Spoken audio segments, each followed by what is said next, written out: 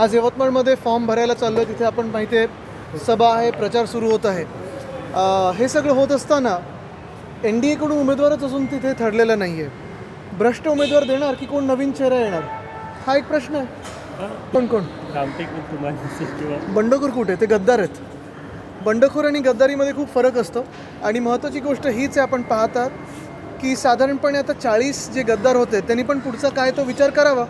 कारण एकंदर आता चित्र स्पष्ट होत चाललेलं आहे की जिथे जिथे गद्दारी झालेली आहे तिथे लोकांनी नाकारलेलं. आणि भाजपचं देखील आपण पाहिलं, सरकार गेल्या 10 वर्षात केंद्रात असो आणि इथे काही वर्षांमध्ये जी कामं व्हायला पाहिजे होती, जी आश्वासनं दिली होती. कालच एप्रिल फूल डे होऊन गेला. जगात काही काही देशांमध्ये एप्रिल फूल डे साजरा होतो, आपल्याकडे अच्छे दिन म्हणून साजरा होतो. मला वाटतं आता मी देशाचं भविष्य बघत आहे. महत्त्वाची गोष्ट हीच आहे की परिवर्तनाचे वारे सगळीकडे व्हायला लागलेले आहेत. काल परवाकडे आम्ही दिल्लीत देखील होतो. तिथे असेल, बिहारमध्ये असेल, झारखंडमध्ये असेल, महाराष्ट्रात असेल, बंगालमध्ये असेल, आपण पाहाल की इंडिया आघाडीची जी बांधणी आहे ती मजबूत आहे.